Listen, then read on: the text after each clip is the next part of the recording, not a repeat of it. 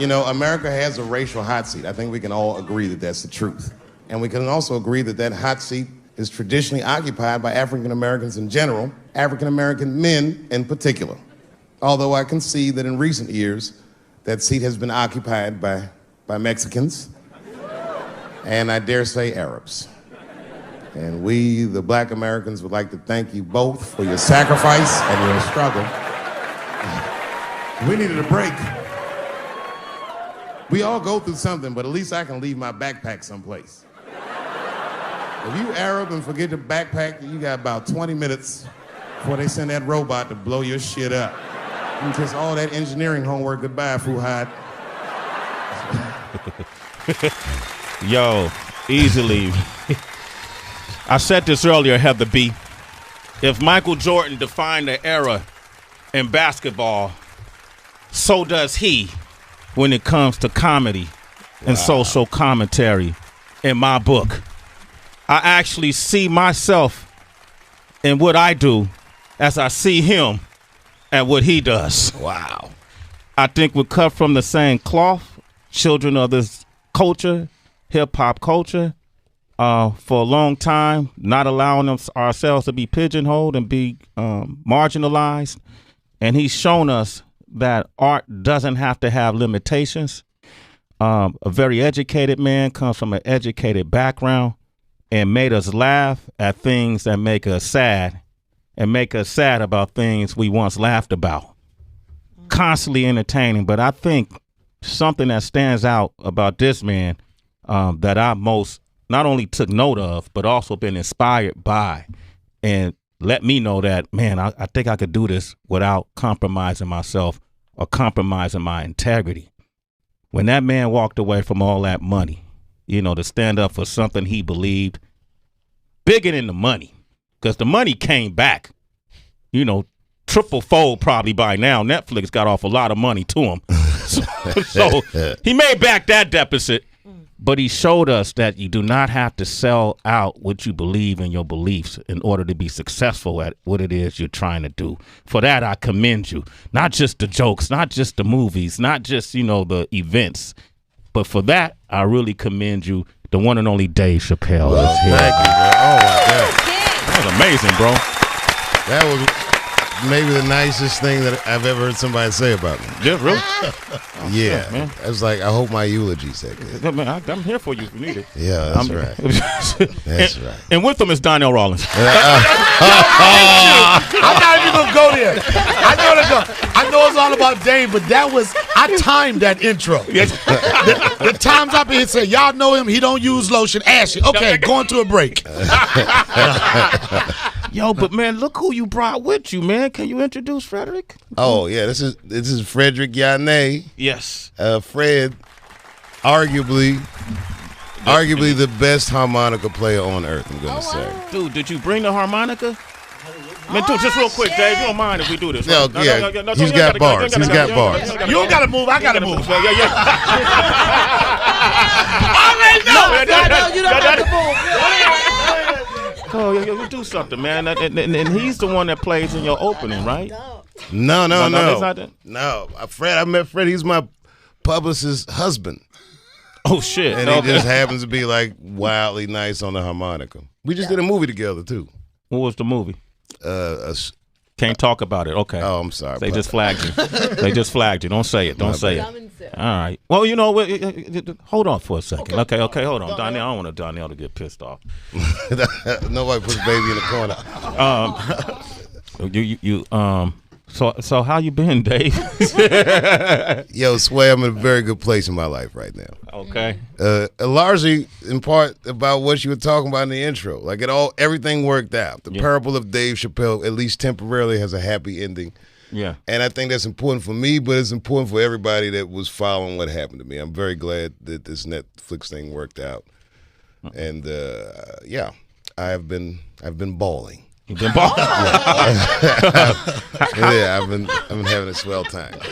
How does because you weren't always balling. No, I was budget balling. You was budget balling, and now you balling. How is this newfound success in financial success? How has that changed how you think about money and finances? Well, the best thing I think money has done for me is giving me a false sense of security. But a false sense of security is better than no sense of security. Yeah. It just feels good not to worry about money. So I'm enjoying that. It's an amazing gift to my life, and I don't know, I don't know what could happen tomorrow, but I enjoy today and see how it goes. I'm looking at you, and I'm looking at guys like Kevin Hart and guys like Marlon Wayans, and there's comedians up on our show every week. I love giving comedians like this platform, and it seemed like it's another explosion happening with comedy. Can y'all tell the difference? Yeah, I think it's. Well, you go ahead, Donnell. What do you? I think everything at a certain time things switch over. I think maybe like every 10 years.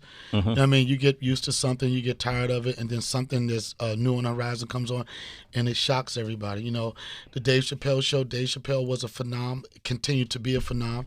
Kevin Hart right now is a phenom, continued to be a phenom. But one thing I could say, and I mean not just because he's a colleague and my boss, whatever, but it's you can be hot for a second, but to maintain relevance in this business and speaking, this is in regard to Dave, 30 years in the business. Wow. and still to be able to entertain people that's older, young, and everything, that's the testament of like what you said at the beginning of it, like what he's done for comedy. And I'm proud to call him my friend and my boss on certain occasions. Oh, You're thanks, sucking bro. a lot of dick right Yeah. there. Oh, God. You know man, what? I've But never heard you sound like that. And you know what? And you know My what? And you know God. what? And you know what? There's some, no, figuratively speaking, there's some truth behind that, because you see me come up here a million times and you've never heard me talk about anybody like that. So if the listeners want to say, you don't even talk about Dave when you come up here. are you speaking of that? Heather B don't even dress like this when I come on the show. And speaking of Heather B, ain't even supposed to be here today. Speaking of that, you know what I'm saying? Good point. So, yo, honestly, when we talk about I called keep it Heather real. and said Dave might come through tomorrow. Heather's on vacation, Dave. Are you? Oh, that's dope. She came to, yeah. And it's so funny because yesterday she called me. She'll call me every once in a while for cooking advice and stuff like that, right? What? And it's always like, what grease should I use to fry this? You know what I'm saying? And she just, it was a regular conversation. I was like, so what you trying to decide on what you going to wear because of tomorrow? She didn't know what I was talking about. So that's my girl. I'm glad she broke her vacation and come up here today. Yeah, man. Yeah. Hey. But to answer the original question, there is a comedy explosion. Okay, yeah, right? I mean, You know what I think it is, though, partially? I think that everybody is so disconnected or buried in their phones that one of the reasons comedy is top genre is because of how we engage the audience. okay. It's a very confrontational art form. It's all up in your face. Yeah. You gotta listen, you gotta look. You have an actual rapport. It feels nice to be in a comedy club and feel something. Yeah. You one of the things we found interesting, because we came and saw you where were we done now? Toronto. In Toronto. Oh, yeah. Toronto. Yeah, we came and saw you in Toronto, Heather, and I was at that show. Oh, that was Yeah, fun. that was a dope ass show. And the first thing they do is they take your phones. That's the new shit. At his shows. Yeah, at his show you can't have a phone, and they locked it up. That's the first time. Did you come up with that? I started working with this company Yonder, and it maybe saved my career. Because basically, comedians, we need the element of surprise, and you also need a sense of security that you can make a mistake. A lot of comedians been hitting the wall. Bill Maher wrecked the other week, and Kathy, motherfuckers wreck. It's Kathy part of Griffin it's wrecked, part of the genre, though. Like you don't want comedians to not take chances in this new world of precision, of social precision, where everyone's talking and living like fucking politicians. I'm not running for anything, nigga. I'm going to say whatever the fuck I want to say. And sometimes I'll be wrong, and many times I'll be right. But you have to have the freedom to do it. So I lock people's phones up because it empowers me to do a better show and to be more honest and not just precise. Be more honest and not just precise. You mentioned Kathy Griffith. She hit a wall when she held the president's head up, and Bill Maher. Which was a rough one. That was a rough one. That was one. difficult for everybody. Not for everybody. Not by, well, a lot of people. Bill Maher got too comfortable and said he was a house nigga, right? Right. But you apologize for what you, well, not apologize, but took back what you said on SNL about President Trump. That's the kind of reverse wall. I did it. Nah, but that was just like, you know, it was taken out of context. Okay. I did it in jest. I think what I said on Saturday Night Live was exactly what needed to be said at that time. Okay. And that there was no recourse. This motherfucker is a duly elected president. You can march up the street all night. That's how the system works. And our person didn't win this time. So be it. You still want the president of the United States to do a good job. But he's clearly having a rough go of it. and I made mention of that at another show. And I said it in front of a crowd of people that I'm sure many of them probably know him personally. Some of them probably donated money to his campaign. They were caked up. Yeah. Mm-hmm. But, you know, I didn't actually apologize for saying that. It was funny. I was like, I fucked up. I shouldn't have said that. It was a funny thing to say. But Yeah. it's not the exact sentiment I feel. Oh, that's an apology. Wasn't an Well, apology. it wasn't an apology. Oh, Sway! Greatest moment in radio, by the way. Greatest moment in I radio. had that locked for like ever, dog. That was the greatest moment in radio. Greatest moment in radio. Yeah. You like that day? I thoroughly enjoyed that. What did you like about it? Well, Kanye did this thing where he had like a slow boil.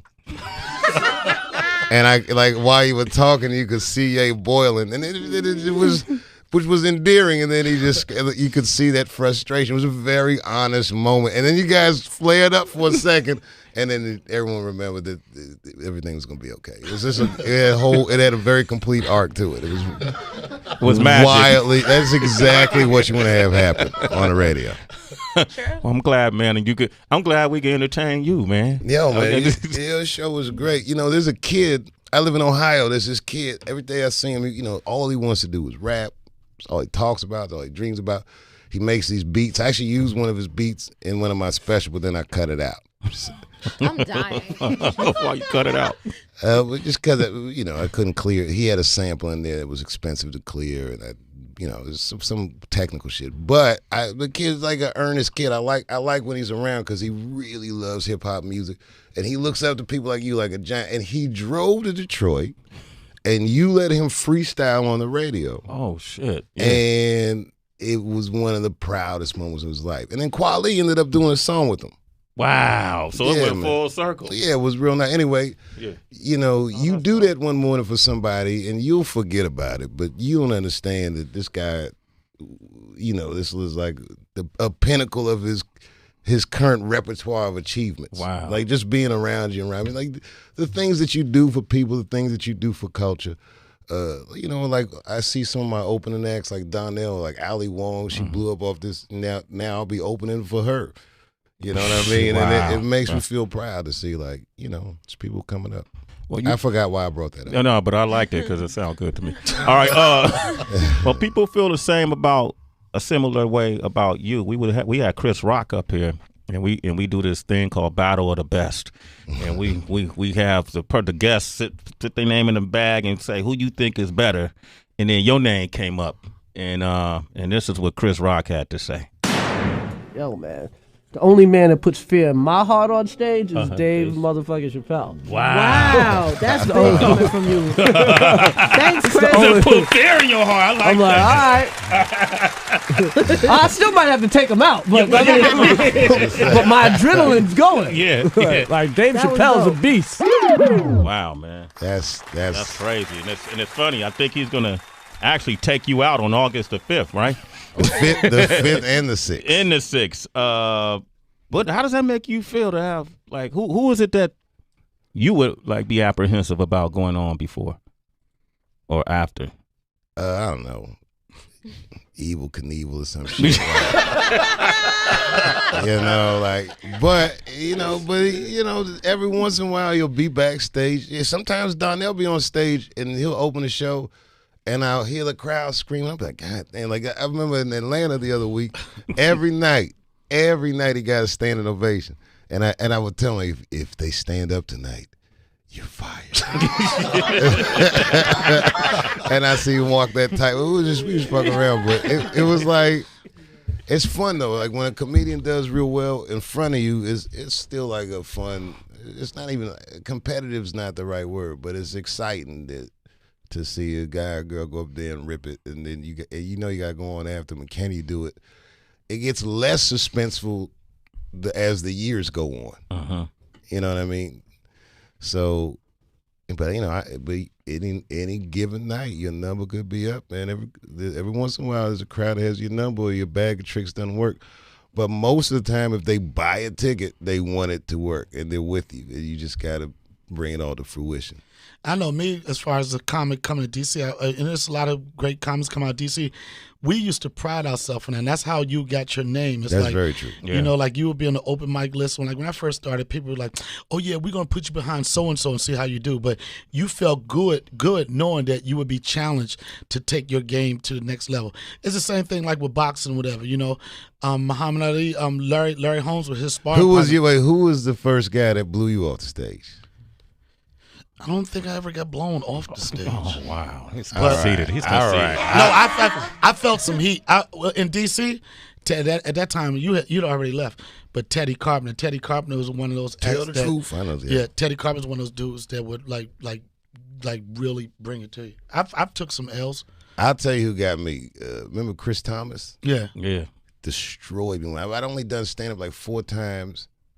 And they were like, we're going to put, Chris Thomas, by this time, must have been doing stand-up like, what? 42 years. Yeah. Like, yeah. He's 100 now, not joking. Yeah, he been doing it, man. And they were like, Dave, we're going to put Chris up next. And then the MC literally goes, you can go home if you like. Oh, my God. And I was like, I'm staying. I bombed. It was the worst. I dry mouth bombed. You ever get bombed so bad that you get thirsty? Part of that was probably, but you were like, I think part of that is because you were like a young comic. You didn't have the experience of knowing how to transfer that energy from one comic to the next. Exactly. It was a lack of experience. So cut to like years later, this is when we were all doing like Def Jam tours, Def Comedy Jam tours.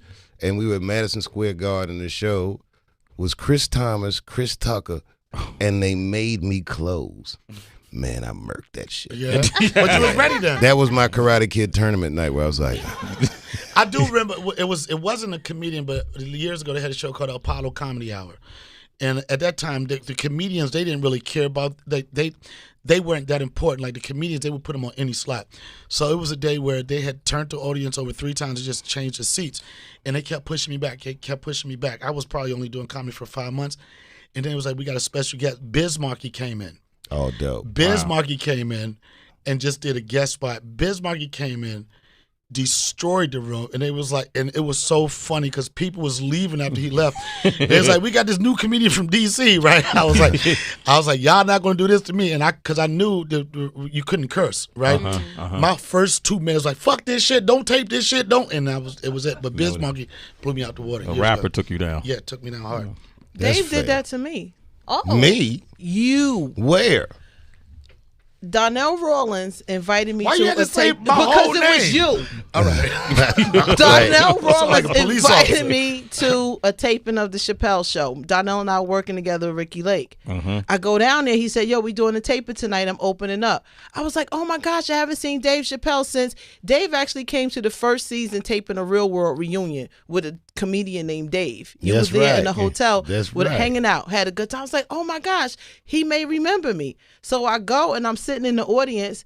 Dave comes out and was like, oh shit, Heather B.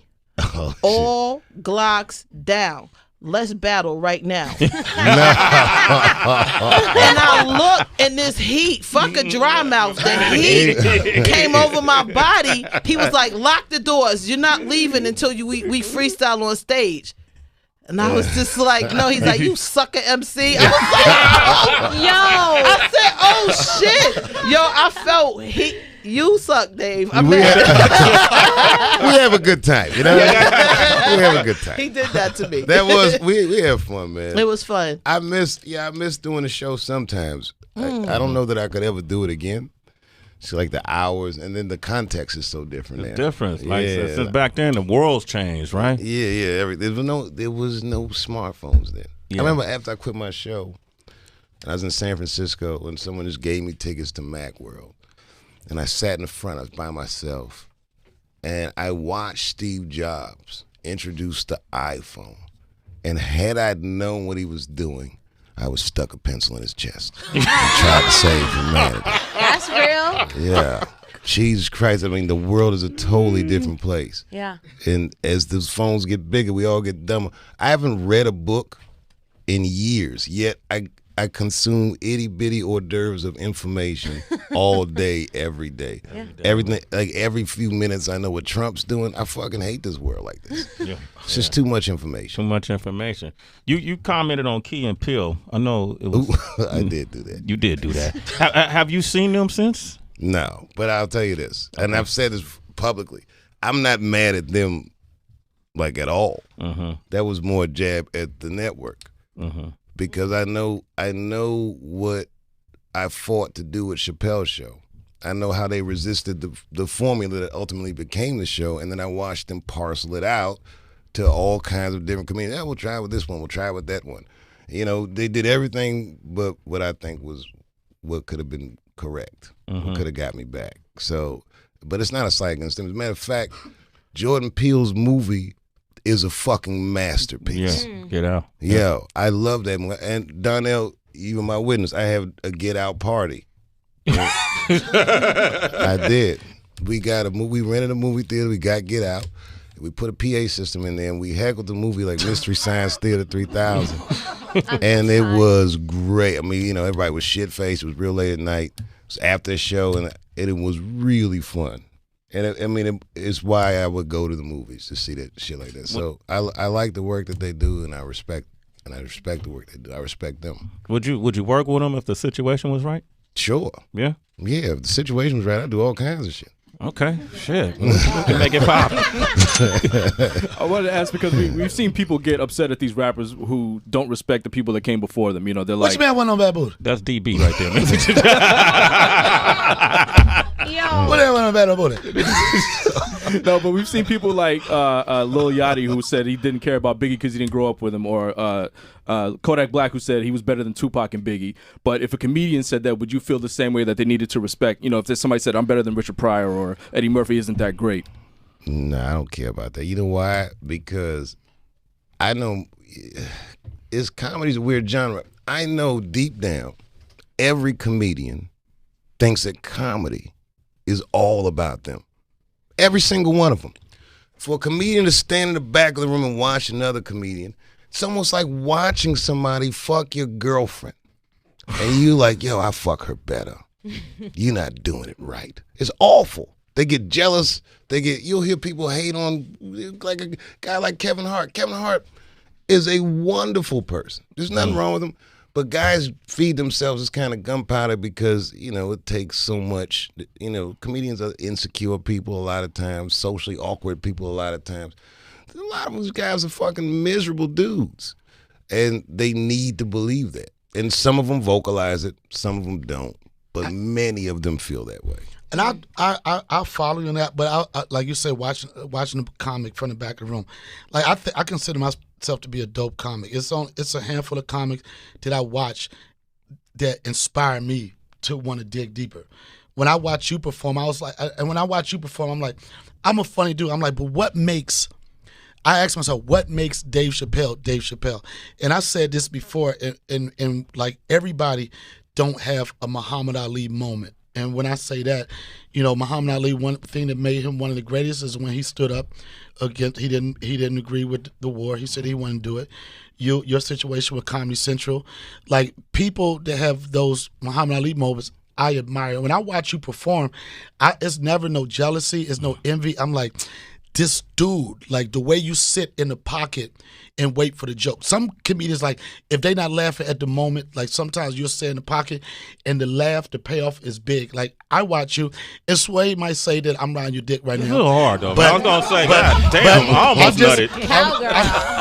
I mean, damn, do I got to say no homo first before I say this? Pause, all that. No, but I'm saying, I mean, your voice changing? Yeah, you don't even like, you speaking at a higher octave? No, but I'm just saying some and I do. Going back on your question, like, I think like you have these youngins that's coming up right now, I think you should pay a certain amount of respect for the people that have paved the way. You ain't got to be on a dick where you don't want to be better than them or whatever, but being disrespectful and talking against them, I think that's fucked up. Because everybody starts somewhere, and if it wasn't for some of the doors that those people open up, you wouldn't have the opportunities. Well, I mean that's true, but I'm just saying, like, I've heard comedians like say I'm the best, and I'll just be in the back like, well, I disagree with that. Yeah. But I understand why you feel that way. You know, and the other thing is about those Muhammad Ali moments is I don't recommend them.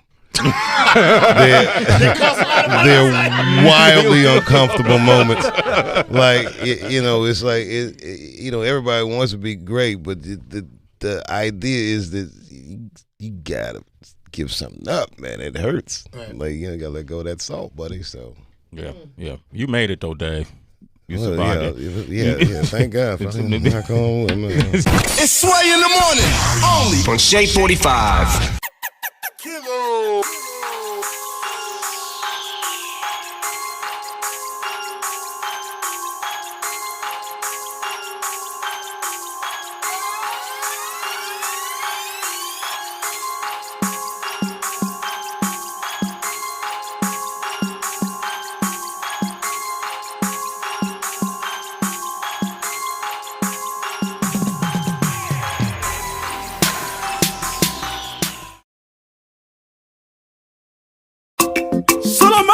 Black man, election manager, Ambazonian with the vote.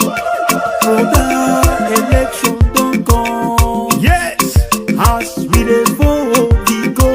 For true, they say they will be no. Now there we go. By election to heaven. All my with the vote, many don't win the vote.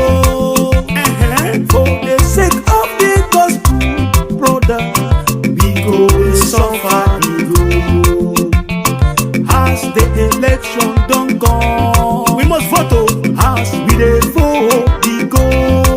Oh yes, brother, when we go to you, now you don't win the vote. Look, you don't lost the vote, you. Say I don't win the vote.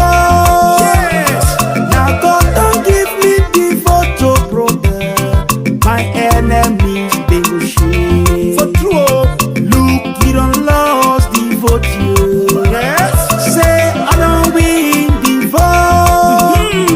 Now God don't give me the vote, brother. My enemies they will shame. As the election don't go, we go vote. As we dey vote, we go. Okay, brother, when we go to you. Now you don't need the vote. Now your flag, the flag, the go so. My flag, oh, the jubilee, they see. Now God don't give you the photo, brother. Your enemies, they go shame. Oh yes, I go to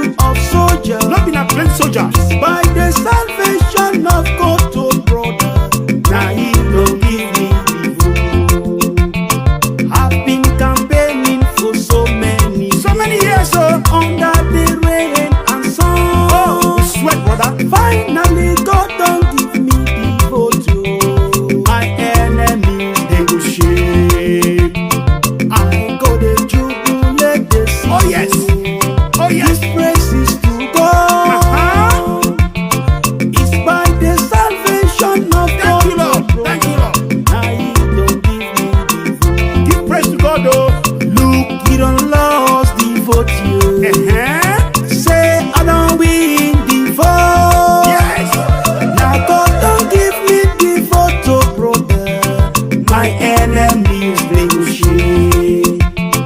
Look, you don't lost the vote, you. Say I don't win the vote. Yes. Now God don't give me the vote, brother. My enemies they will shame. Look, you don't lost the vote, you. Say I don't win the vote. Yes. Now God don't give me the vote, brother. My enemies they will shame. Look, you don't lost the vote, you. Say I don't win the vote. Yes. Now God don't give me the vote, brother. My enemies they will shame. High five to the president of Ambazonia, thank you, Lord. To the generals on the ground floor. High five to them all for your faithfulness. From north to south, the Amazonian population